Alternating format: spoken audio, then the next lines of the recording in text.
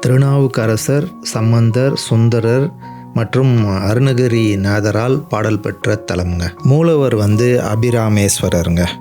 காரணம் என்னன்னு பார்த்தீங்கன்னா, ராமாயணத்துக்கும் இந்த கோயிலுக்கும் சம்மந்தம் இருக்குங்க. ராமரும் சுக்ரீவனும் ஆஞ்சநேயருக்கு முன்னாடி இந்த ஸ்தலத்தில் அவங்க ஒப்பந்தம் செஞ்சிட்டதா ஒரு ஸ்தல வரலாறு குறிப்பிடுது.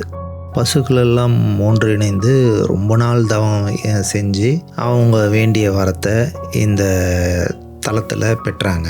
பொதுவாக பெரும்பாலான கோயிலுங்களில் பார்த்திங்கன்னா சிவன் கோயிலே அம்மனும் இருப்பாங்க. இந்த மாதிரி பார்க்குறது அபூர்வங்க. உங்களுக்கு இந்த வீடியோ பிடிச்சிருக்கோன்னு நம்புகிறேன். பிடிச்சிருந்தால் லைக் பண்ணுங்கள். அப்போ தான் இது மற்றவங்களுக்கும் போய் இந்த வீடியோ ரீச் ஆகும். உங்கள் ஃப்ரெண்ட்ஸுங்களோட ஷேர் பண்ணுங்கள். சேனலுக்கு சப்ஸ்கிரைப் பண்ணுங்கள்.